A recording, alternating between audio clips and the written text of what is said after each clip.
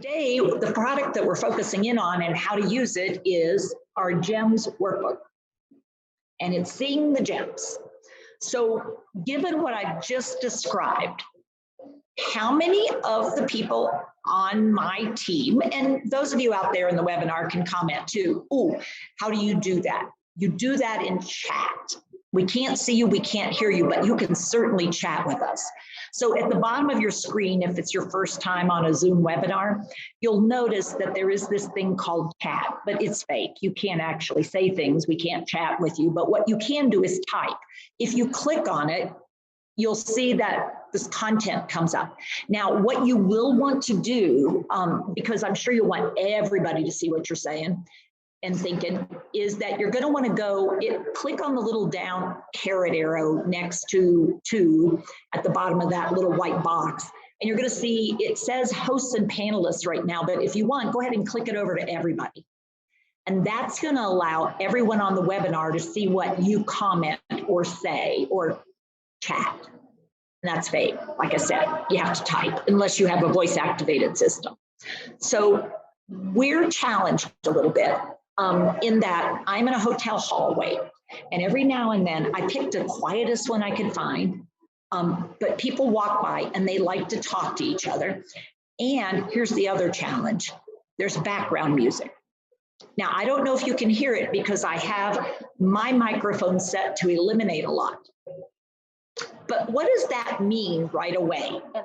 And when we talk today, I'm actually focusing on a particular part of the GEMS workbook. I'm going to go ahead and pull it up. I want us to start on page 17. And I'll give you a second because most folks I think already have the product. And if you don't, Beth will be sharing the screen every now and then. So will I, because I have a PowerPoint for you. But let's take a look at what's on page 17, because that's where we're going to kick off today. So what do you notice the title of 17 is out there, folks? And I'll let Christine or Rachel or Beth or somebody give me the answer right away. We don't need to play games here. It's pretty straightforward, but I just want to make sure people are with me. Exploring the abilities of each GEMS state related to sensations and sensory-related issues. Okay, so what we're really looking at, go ahead and if you're out there, go ahead and take your hands, do this. We're looking at input into the human system. So when I say input into the human system, what I'm saying is human beings are designed to have an entity. And outside that entity is the environment. Inside that human being, we have some different phenomena. We have skin, we have sensory organs that pick up things. And then we have nerves that deliver them to the brain. And the brain is what allows us to take in sensations, process the sensations, and then figure out from that point what's going on and what we should do about it. Okay? And so we have two general groupings of sensations. Okay, so let me pull my hands apart. Two general groupings. One is very quick, and it's for protection. And these are sensations that are meant to protect a human being. They're meant to save them from things. So protection. And the other one, do this, is discrimination, figuring things out, curiosity. Sorting through what's good, what's better, what's interesting, what's boring, what's too much, what's too little. But it's about fine-tuning after you've decided it's safe or it's okay. So the protective mechanism is a very rapid reaction system, whereas the discriminatory system can be quick, but it also requires a higher level of cognitive function. So I'm saying this in preparation for talking about the GEMS and this idea that all of us have different sensory reactions given different environments. And we have different abilities to be curious and take things in and to discriminate and to know whether it's okay or not, but we have multiple sensations. So just from looking at that page, I tried to lay out what are some of the sensations. So I'm going to give you a second, thinking about using the workbook. I set you up. What's a way that you guys are now using the workbook as individuals, not as a group, but just as individuals? What are you finding you're doing with that workbook in that page? Now that I've said there's multiple ways that we bring data in, what are you finding yourself doing? I'm immediately drawn to these pictures. So you're picking up on the pictures. So you went right away to some pictures. Good. And that says, ooh, so I have one person who's using optic nerve and eyes is the system. So she's taking in visual content.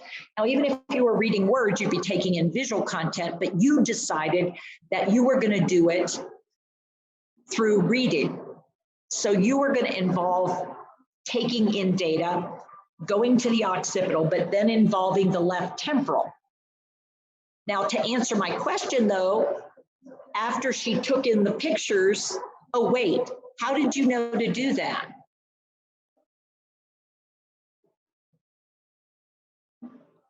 How did I know to take in the pictures? Uh-huh.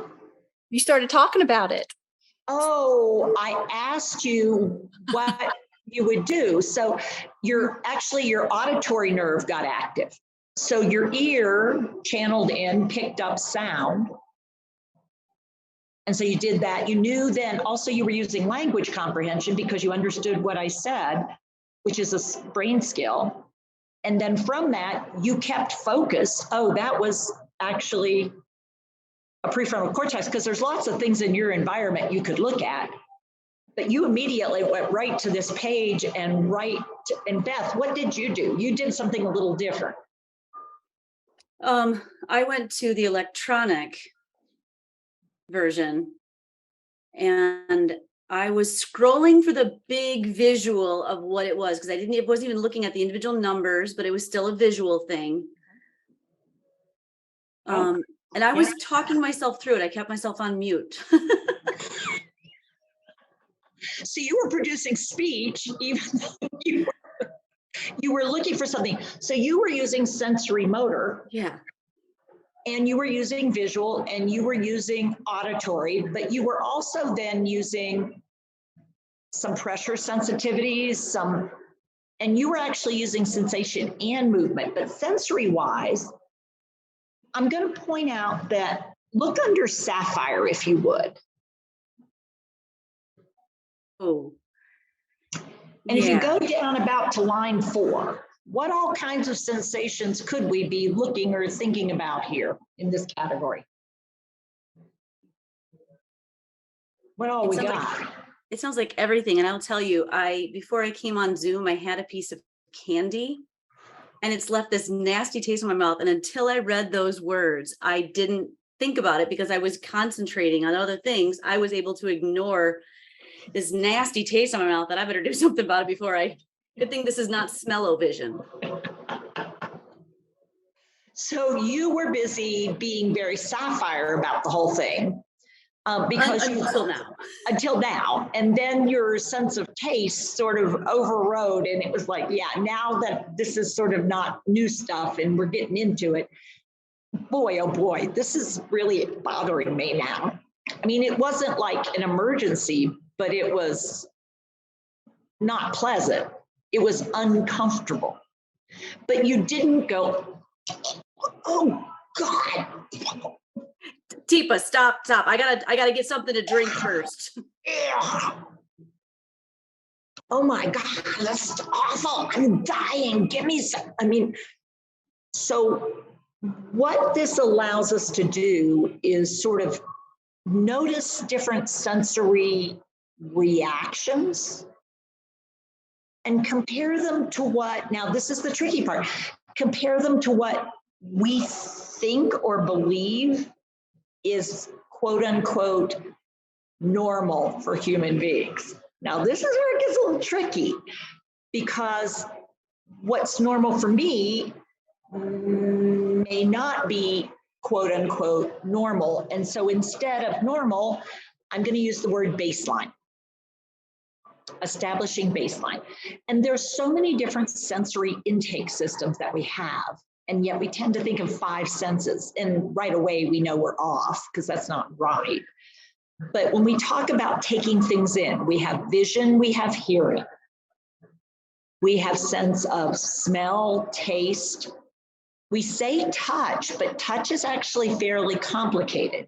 We've got temperature receptors, we've got pressure receptors, we've got movement receptors. We have a whole host of input systems. We also have what's called vestibular, which is balance and coordination related. And it has to do with gravitational forces and movement. And it's in our inner ear, and it's associated with our ability, and it's linked to our vision. It's also linked to the auditory nerve as well. It's also linked to your taste and swallow kinds of mechanism, which is why when you get dizzy, what do? You know, and so this is the tricky part, is like human beings are interesting creatures because the environment really does change what feels new and different after a while. For most people, our baseline is we start to ignore it, or we tolerate something for a long time, but then all of a sudden it starts to be uncomfortable. And then if it keeps on, it gets actually a point of painful. So there's a difference between itching and scratching. What's an itch? It's the sensation in that we take and in. What's the scratch? The movement out. Right. So how many of you, when you touch poison ivy, as soon as you touch poison ivy, your very first thing is, oh no, no, it's all itchy. And how many of you don't realize that it's itchy for a while? Mm-mm. Yeah. And what do you notice frequently? Recently had a bad bout of that, yes. So you start scratching, and that's when you often notice. Then you backtrack and go, that's really itching. But you react to it because it's a protective reaction. So even if, because this was my first time ever getting it, I was one of those people that I could touch it and I never got it. So I wasn't cavalier. I always had a glove on, but I then would go on and do other things. I didn't do the whole protective wash. Afterwards, I can say it wouldn't necessarily be so programmed that I touched it and I'd react. It's the visual for me now. Mm-hmm. I can see it anywhere in my yard. Mine was, I could put it up around my face. I could mess with it. I had no reaction until I had a child. And then after that hormonal shift, I can get it really easily now, which I didn't find out until after the first time. Yeah, menopause, another change in life. Yeah. Yep. So now we're working on how to use the workbook. But what Beth and I have both provided is some idea of baseline. We've also given you some information about personal life experiences that might cause us, if we were in an environment where we're feeling pretty sapphire, we would just say things like, oh, you know what, that's poison ivy. I need to go get gloves. And if I'm going to go ahead and wash my hands with cool water and soap afterward, just to be careful. And that would be a very reasonable thing to do for what gems take. I would say if I had to say it out loud, it might even be diamond, but I'm thinking what you were saying is kind of like saying it to ourselves. Ooh, that's poison ivy. I don't even have to voice it out loud as a sapphire. So if you look at the sapphire description, this is where, basically you figure things out. And so this booklet is helping us recognize if we're going to support people living with different brain changes and we're not in a sapphire state, guess what we're going to be experiencing? Brain changes. Because what ends up happening is people outside of the self are part of the environment for us. And when they're doing things that to us feels risky, guess which system lights up? The emergency protective one. And so therefore, yeah, all of a sudden my sensory system is heightened. And so I'm immediately, oh, no, I'm backing up, and I'm really giving a lot of sensory data to whom then? The other person. And so what I perceive, however, is that they are the danger. They are in danger. They are, because my brain perceives something as a danger, but it may not be. And this is where, unless I'm in sapphire state, we have a high risk here of me not knowing me. So when we use the workbook, I'm going to go ahead and pull up the workbook PowerPoint that I created. I want us to think about that workbook as being something that could be really actually fairly helpful when it comes to having us consider, what about my own personal advanced planning? We're not going to talk about anybody else. We're going to talk about ourselves here for a few minutes. We're going to focus on my sensory intake systems, my own protective system, my baseline, how do I know where I am? And I am going to make a statement that I know each and every day I go through every friggin' gym state there is when it comes to sensory intake. I know that about myself. So if I'm thinking of it myself as in advanced planning, if at some point in my life, I am not able to be in charge of me and be in charge of the environment that I am and be in charge of the activities that happen and be in charge of how people engage with me and interact with me and what I want and what I don't want, then boy, this could be really helpful for me to do what we call, and I've always called from my background, a sensory inventory and a sensory diet. What is it I like, want, and need every day? And what is it I don't like, don't want, and I react really strongly to if you do it? What are my big, we call them hot buttons, and what are my wonderful, yeah, those are my things that chill me out or energize me. And so we actually have 3 things to look at: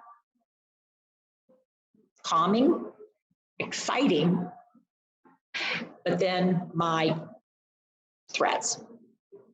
You will trigger a really, really strong protective and negative reaction from me. So this first way of using this workbook could simply be, in your own advanced planning, satisfying some curiosity about yourself, really getting you to look a little bit at yourself and to think about, ability states in general, just sort of thinking about, okay, so what sends me into a diamond state? What makes me pretty diamond as far as my sensory intake stuff? I like, what I don't like, I don't want. I'll tolerate it for a short window of time, but then I'm done. It's really difficult for me to ignore. I sincerely have to manage myself. And I'm very aware of managing my discomfort and my dislike of it. So I can do it, but it takes a lot of work. So at the end of that, I need a relief button, and I'm going to need to go to the environment and the sensory that heals and recovers me. I'll need a balancing act. So for me, so that's what I want you to do right now is, for me, some of my really hard things for me to stay in control of myself are when I experience, and you could pick something you see, something you hear, something you pressures, things so tight, things so hot, cold. It could be something, whether it's rough or smooth, or whether it moves quickly, or directional movements. Vestibular stuff, whether it's unstable or whether it's fast or slow or angular or whatever it is, background, foreground, something that, so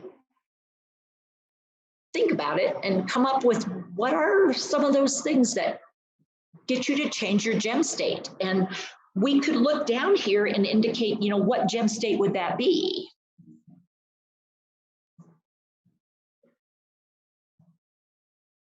And so, Beth, you got anything on your list of, things that occurred immediately when I was doing that?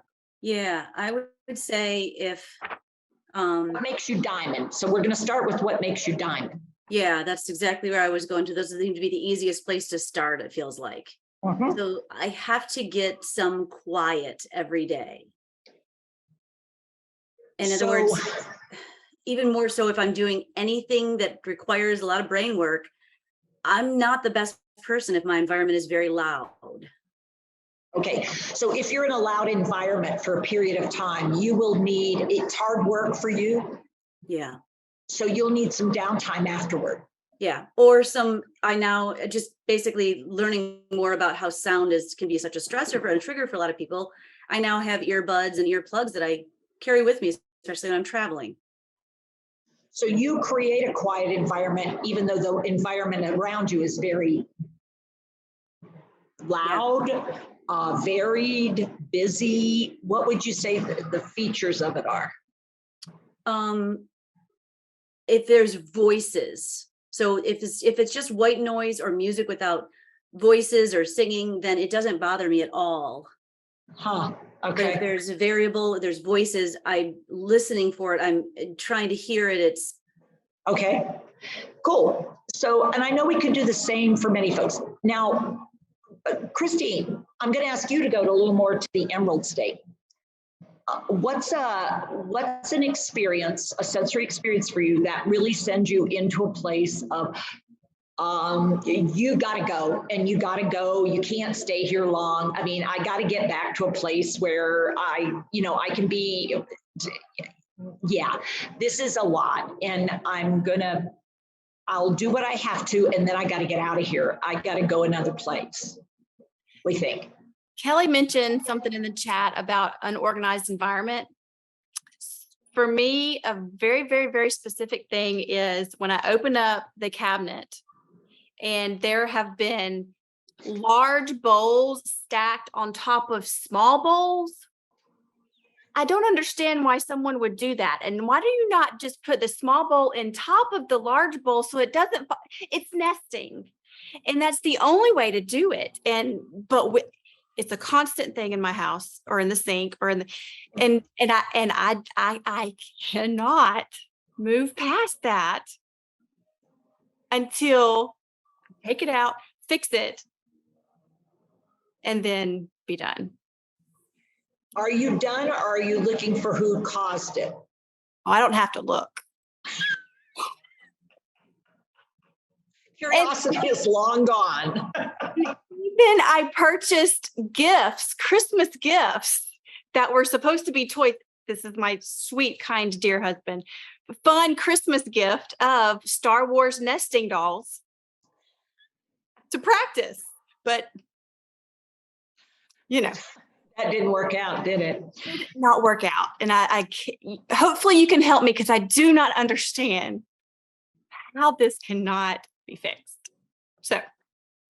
So you just asked the really curious question about others, because for you, this is a thing. So you are very diamond about it. You get that, but it actually short circuits you and you cannot do what you were going to be doing, which is getting your meal ready or pulling out bowls to do something. You interrupt that and you've got to go to this one little routine and you've got to finish it before you can do anything else. And then you might not even do the other routine because this thing is so interrupted that you need some decompression time after doing it because it's so frustrating for you. You got it. I just don't understand it. Okay. So what we're doing is we're actually taking this stuff and we're thinking about being curious about ourselves and being curious about the people around us. And we also may want, which is where Christine was leading us, what's our possible next steps for change? So if we really want something to change, recognizing for Christine, this is a really difficult thing and it interferes. So, but to ask Christine not to feel that way and not to react, it's not going to get me anywhere. So this is where we go back to some of the other work we do. And that's why it's important to notice for her, these bowl stacking things, it's truly an emerald state for her. And so what I've got to do is look at, wonder what I could do with Billy to help him, which is her husband, to change something about how he goes about it, because he doesn't even notice the different sensory experience of the different size bowls and that they are not okay that way. And so he's an unaware diamond. He just doesn't see it as important. And it's because both visually, but also vestibular, he doesn't worry about the bowls falling. He doesn't worry about the bowls not being balanced. He doesn't think it's an issue. And so because it doesn't even occur to him, he's not able to be sapphire. Because being sapphire would be doing it not because he cares, but noted doing it because Christine becomes really dysfunctional in that moment. And in this case, I'm going to say dysfunctional because usually Christine is able to function at getting things out of the cabinet moving forward. It wouldn't matter if Emma was standing there screaming that she wanted a bowl of cereal. Christine would have to fix the bowls before she could. Am I accurate or am I actually inaccurate about that? You're so accurate. I mean, why would you put a big bowl on top of a little? It's just going to create problems. But sweet Billy said, well, at least I did the dishes for you. And did, but they're falling out because they're not stacked. So we're playing around here a little bit, but I think all too often we don't look at our own selves when the sensory intake stuff comes up. And so therefore, when people living with dementia show us some of the things that actually we could look in the mirror and see ourselves at any moment in time during a day. Like for me right now, I am working really hard to stay with you, but there is music in the background. There are people in the background. I'm perched on a suitcase in the hallway, and it's a lot of sensory distractors. But what I also know is that by being aware of this, what do I know I need to do for myself later? But if I was a care partner for somebody living with dementia, this is where if I don't recognize my own limitations and why I am in this state of, it won't take very much. It will take very little for my brain to not be able to accurately determine, for me, classically what I see as needing a protective reaction and what I simply would describe as, well, I wouldn't prefer that. That I wouldn't like it. Okay, so this is one way to use the workbook. So if we were working with another individual, or I was doing consulting, or I might be doing some training, or I might just be looking at myself as a care provider, it would allow me to look at myself a little bit more carefully. But it also could help me if I knew that we were going to be changing locations. Or maybe I'm noticing indications that things are changing between me and somebody I'm trying to help or support. Or maybe I have a health condition that's causing me to look at myself and go, wow, I sure do go off the handle pretty easily here. I didn't used to do that. Wonder what's going on. Maybe I have some changes. And it also would allow us to consider possibilities for shifts to optimize our support and quality of life for ourselves. Because I think I cannot overrate how important it is that we look in the mirror occasionally and realize our sensory reactions and our sensory responses have to be looked at as part of a solution when we are part of the equation. And it's all too easy to point fingers at other human beings. And so the point of these 2 pages is to really get us to look at this idea of gem states and realize, there are a number of times that I am very slow to respond when I am in a sleep state. I mean, I'm very slow to respond to certain things. But when I do, I'm very likely to have a difficult time when I first get up out of bed at catching my balance and just immediately walking. And the older I get, the more likely I am to do a little pause step before I start taking off to go to the bathroom when I first get up. Just a second, but just to make sure my vestibular is adapted and adjusted from a supine position to an upright position before I head out. And just make sure I'm not picking up a full cup of something, coffee, when I first get up, or try to pick my phone up and lean over and do X, which I might have done when I was younger, but I won't do it now. So Teepa, yeah, go ahead, Beth. Yeah, so what you're helping me understand is this idea of the workbook can stimulate the conversation, because we hear all too often as care providers, and hopefully even as care partners, that you need to take care of yourself. And I got to call BS, because how individual are we even? We're doing this from a little bit of a joking scenario, contrasting what I described as a prepare ahead, but I knew it was an issue, so I got little tools and I compensated as a diamond. And with Christine, she was able to say, let's give an example where it really triggers somebody. And she figured that out, more sapphire moment, to describe her emerald moment, and how now if things are changing, if let's say Billy has an accident and she is now his care partner, one of the things she may want to work with if she has a staff coming in and helping out, how that conversation goes and how they might want to stack bowls. And it seems so silly, but when we're talking about taking care of ourselves and decreasing as many things that will cause us to trigger are going to be stressors on my brain. Why not stack the bowls as she likes them? And wouldn't that be great? And what a great way to get this read this could be where it is. Yeah. And this could be really tricky because she hires me to help Billy. And so I work with Billy and we get all the things out of the dishwasher and he helps put them up in the cabinet just like he used to do. And I'm excited because look what Billy did. And we show it to Christine. What? You did it wrong too. How does anybody not know you put something smaller inside something bigger inside something bigger? I mean, that's just how you do it. So it won't fall out. It makes sense. And I'm like, what the? Does she not care that she said he doesn't do anything with her. I just got him to do the bowls. I mean, they don't pay me enough for this.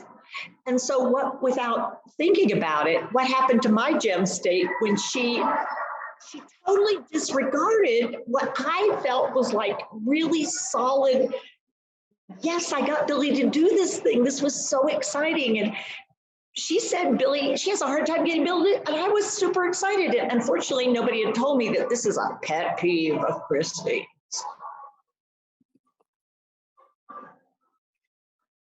So again, we're not actually playing around. We're trying to point out how really using this guide, because we spent a fair amount of time trying to come up with some critical elements in it that we thought would help people. And the idea, oh, Darcy, you're so funny. So the next page, when we look at page 19, this is a place where you could check out, did I get out of those 2 pages what they had hoped we would get out of those 2 pages, or maybe not. And of course, the answers are right there at the bottom. Now you could hide them a little bit better, turn them upside down. We didn't get real clever about whatever they do with quiz questions, but we just figured, you could put your hand over them if you really don't want to see them while you're thinking. But the idea is that could you sort out what somebody is experiencing sensory-wise by watching what they do? So I'm going to give us a second, and I'm going to take us to a little video clip of Matthew and I. And I know many of you have seen this video clip many, many times, but what I want you to do is watch it this time to see if you can figure out some of the sensory things about me and about Matthew. Both of us, because what we're talking about here is this is important. Now, the reason I'm having it be important now, let me go ahead and share my screen again. I said this PowerPoint was there. This is option 1. So we're looking at personal advanced planning. But the second reason we might do it is we're responding to a disengagement. what we see as a disengagement. Somebody's not engaging.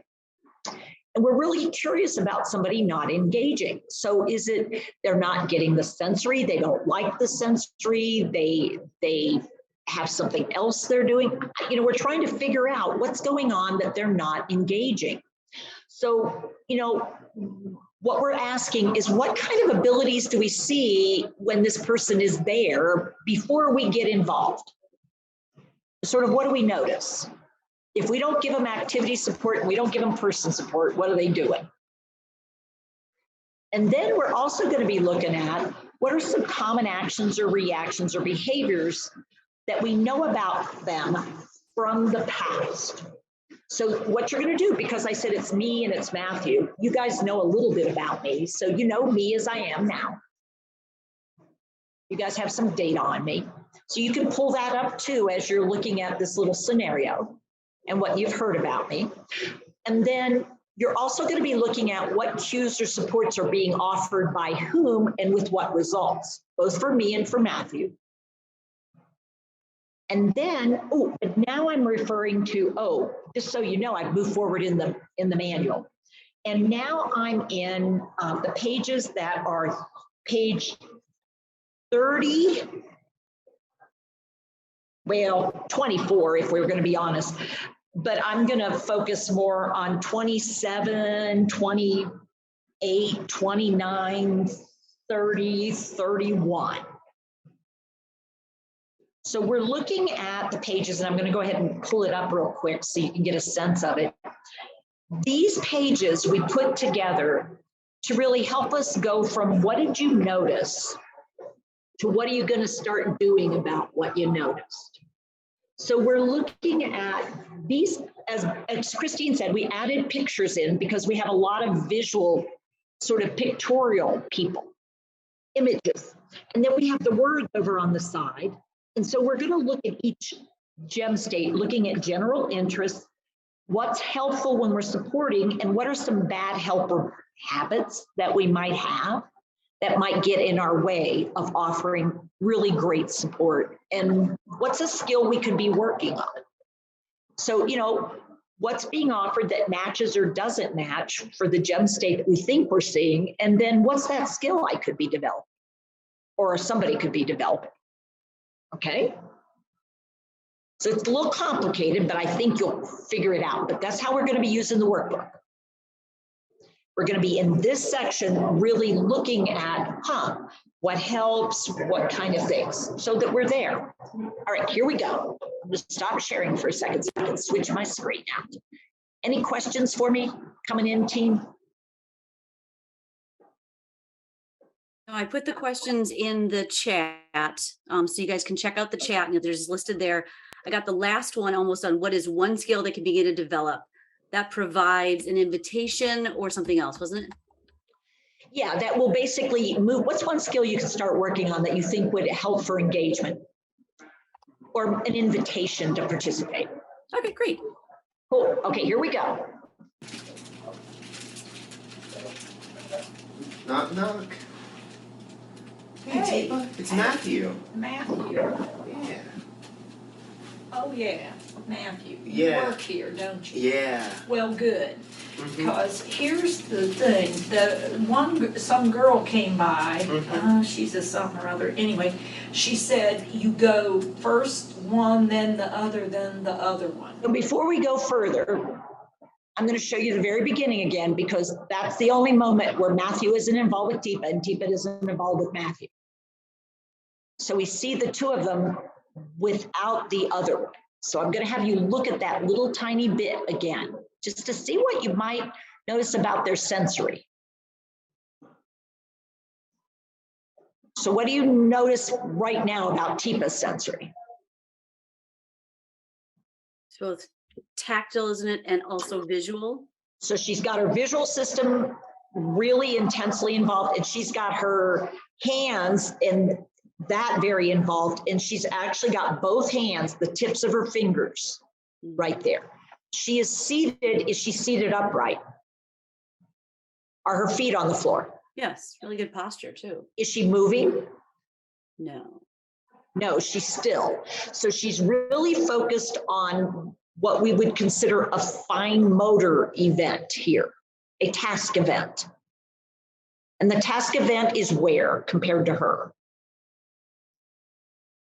Okay, do you think she's protective mechanism in action or more discriminatory? Discriminates. So in other words, she's looking at and figuring things out.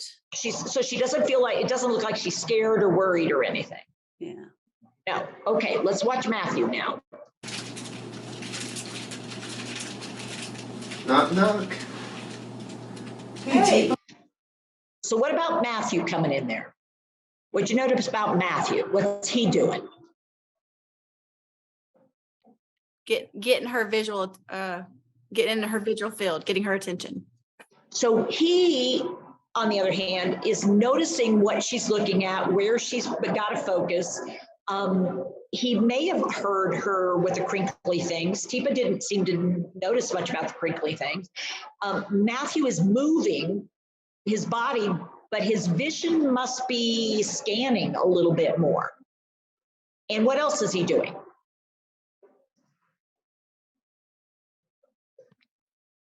So he's in. Go ahead, Christy. Holding something. Carrying Yes. hands. So he's got something, he's stabilizing something while he's moving through the environment with an upright posture.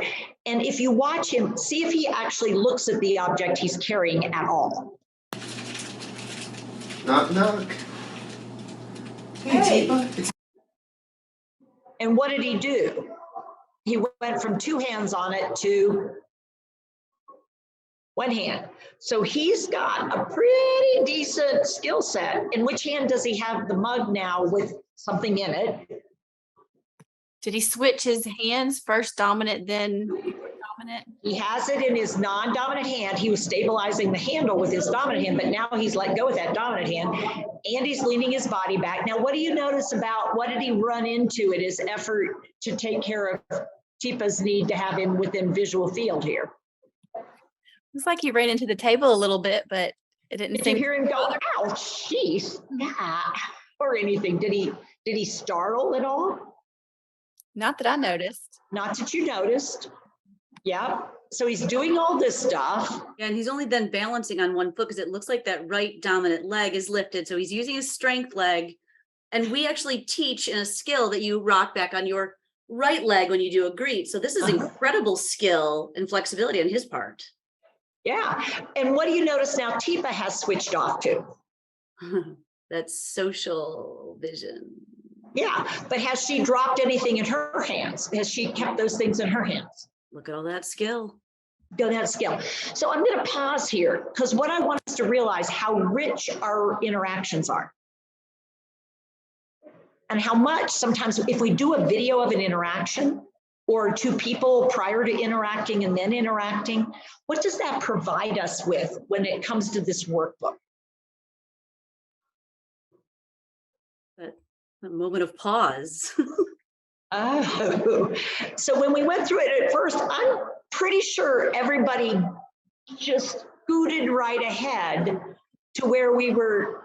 And so what we can do is we can go back over it and see where were some trigger points or where were some points that it went really well, that there was engagement, that it did work the way we had hoped it would work, so that we can figure out, check this out. Because I think if we want things to be different, we've got to be willing to be really super curious about the little things going into the brain and what the brain is doing with this stuff along the way. So I'm going to play forward just a little bit because, again, I want us to get to a place where there's maybe not this nice tight connection. And I know we are running out of time, but I'm just sort of committed to this.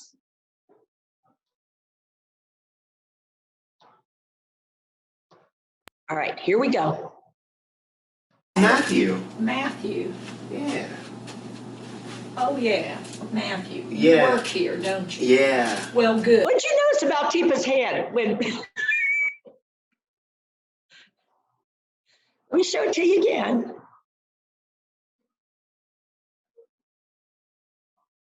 Okay, so I'm gonna watch from the beginning. Matthew did what was the invitation that Teepa responded to? Hey, Teepa, it's Matthew. Matthew. Yeah. Oh, yeah. So was it the offer of the hand or was it, hey Teepa, it's Matthew? How many years have I done PPA? Just a few. Who created PPA? So if I see somebody's hand up by their face, what's the next thing that happens? So what do I automatically do? Because I know that's what they want to do, because I've coached and trained, and this is years and years of me doing this. So as soon as he did the approximately right thing, what am I doing? Cha-ching.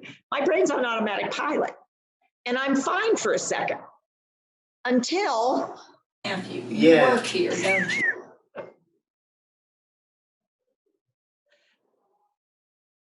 I can be nice to him, but I really want my hand back because I'm doing something and you sort of interrupted me and I'm being real nice, but here's the deal. I'd like to let go now. Did I signal him in a very subtle way? Yeah. Mindy even said it. She goes, you're trying to let go. And I can't imagine Matthew, with the skill that he is holding your thumb. It's not happening. But Mindy said, you're trying to let go. I'm trying to let go. And Matthew's giving me more upper body space, but. Yeah. Well, good. Because here's the. So what does he realize? And then I'm moving in on him because I really want him to focus in. So this is where you start to see that even though I'm subtle about this, I've got a problem, Houston. And it's not like it's a protective, there is this sort of, something's not right. I'm not comfortable with this thing. And we aren't sure what it is yet, but something doesn't feel right to me. Thing. Some girl came by, she's a some or other. Anyway, she said, you go first one, then the other one. So do I seem to be caring about not being able to find the words that I'm looking for? No, because that's not the issue. Don't bother me about that stuff. That's not it. It's not about the auditory. I need something, but it's not auditory. For the exercise. For the exercises. Yeah. But I don't remember which one she said. It goes in a certain sequence. It goes in and I'm supposed to do it for the upper body thing. Yeah. Yeah. So what am I wanting sensory-wise? What am I telling people that I want sensory-wise? What do I want? Yeah. Mindy's, directions on how to pull it and do it. I don't want the directions. I want the feel of that thing. Do it. I want to do this thing. I want to feel pressure. I want to feel it. I want to feel it, but I know I'm supposed to do it in a certain order, but I really want to do it. I want to feel that stuff. So what do I want? I want a physically intense sensory experience, but I'm getting hung up because I know there's a right way and a wrong way to do this, and I can't figure out the right way, wrong way. Because if I know there's a right way, wrong way, and I can't figure out what the right way, wrong way is, and what gem state am I in right now?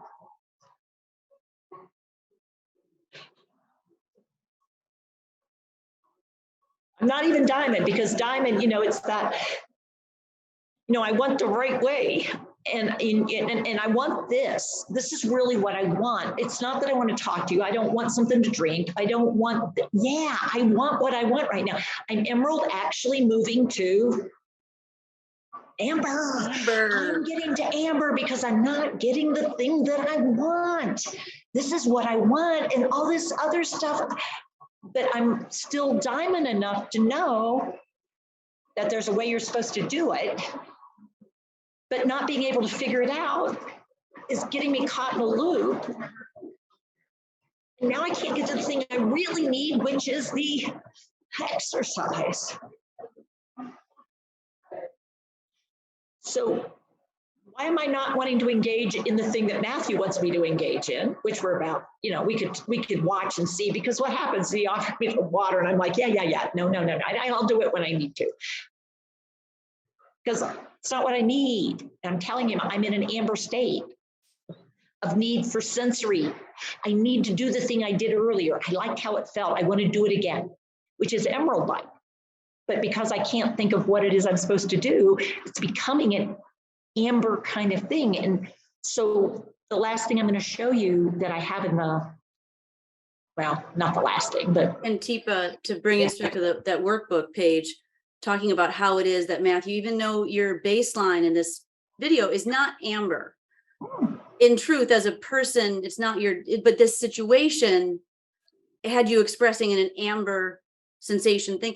It talks about the bad helper habits to break, this idea of, you know, not doing for, doing with, stripping the environment of everything else, letting go of the fact that he's going to get you to drink and giving you that intense sensory experience. So then you actually could be emerald and diamond. So at the very end of this video, many of you've watched it several times. What do we end up doing? Do you remember what we end up doing?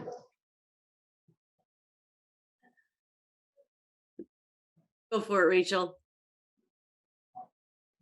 Walking out to get coffee and to get the answer. We got to go find the woman. We got to go find the one. So what he's recognizing is actually my disengagement was not actually disengagement. It was a signal of my distress, but I was managing my distress, but not that well.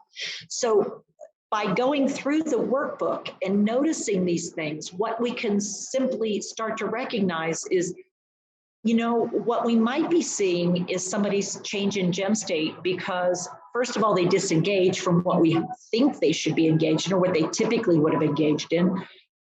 And we're seeing signs of distress, but the reason we're seeing this is because they're missing something that they like, want, or need, and what they're experiencing is really uncomfortable to the point of pain.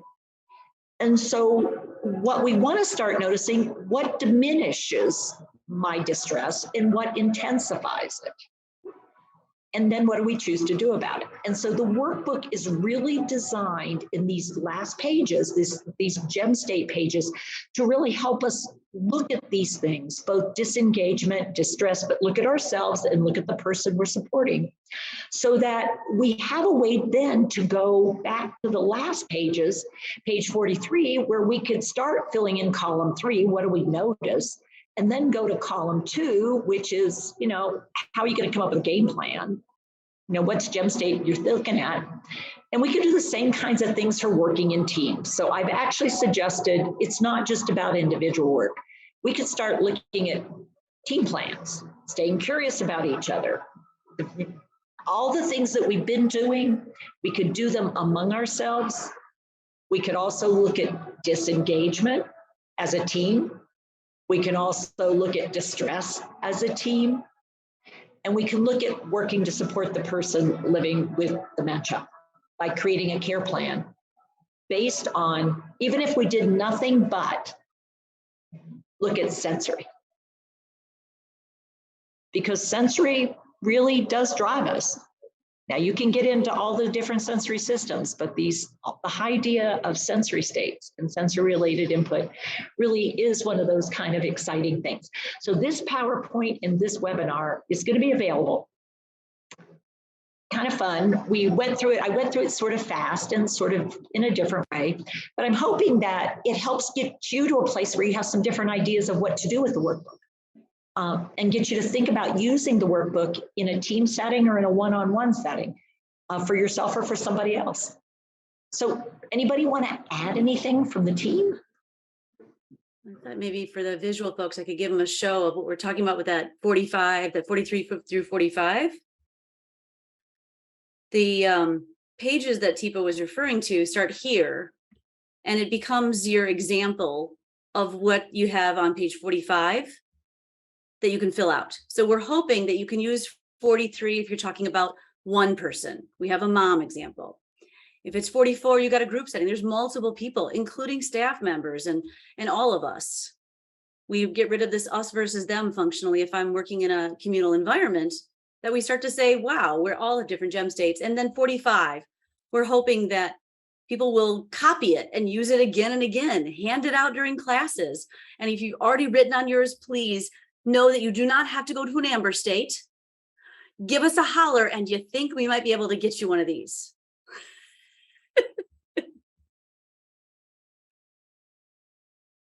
And I mentioned early on that Christine could talk to us about bundles because we do have them available in batches. So Christine, just real briefly, if you would let people know about the batch phenomenon. Yes, absolutely. I put the link in the chat to the store, and you can, on that same link, you can choose to just buy one book, or if you want multiples, you can get a pack of 5 or a pack of 10 are available to you. But again, like Beth said, if there's something that you're looking for that you don't see, please reach out to us and we'll do anything we can to make it the right fit for you. Yeah, and so one of the other things that we want to make sure everybody knows, and because some of you, this may be your very first experience, is half-hour free consult. Always know you can talk to us.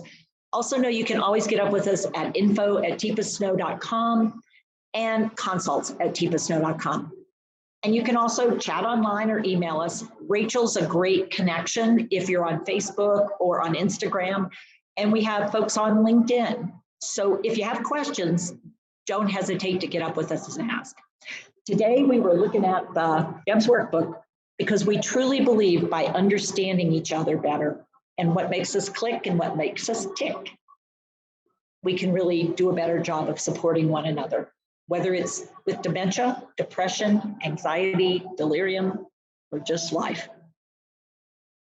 Okay, everybody, take care with care. It was great seeing, or at least seeing your chat. Bye, everybody.